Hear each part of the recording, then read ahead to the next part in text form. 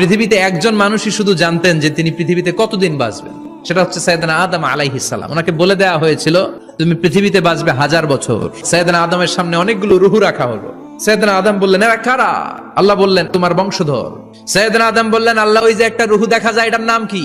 এটা তোমার ছেলে দাউদ, সে দুনিয়াতে নবী হয়ে আসবে। সাইয়েদনা আদম বললেন মাবুদ আমার ছেলে দাউদের কত বছর হায়াত আপনি দিয়েছেন? আল্লাহ বললেন মাত্র 40 বছর। সাইয়েদনা আদম বললেন মাবুদ এত ফুটফুটে সুন্দর আমার ছেলে দাউদ মাত্র 40 বছর দিলেন কেন? আল্লাহ আপনি বাড়ায় দেন, আল্লাহকে বাড়ানো যাবে না, লেখা হয়ে গেছে। সাইয়েদনা আদম বললেন আমার 1000 বছর থেকে 60 বছর আমি আমার ছেলেরে দিয়ে দিলাম।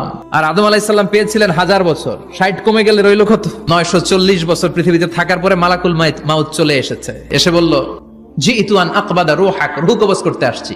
আদম আলাইহিস সালাম বললেন রূহ কবজ করতে আসছো মানে আমি বাঁচবো 1000 বছর? মালাকুল মাউত বললেন না না, ওই যে আগের কথা স্মরণ করেন আপনি 60 বছর দিয়ে দিয়েছিলেন। কয় না আমি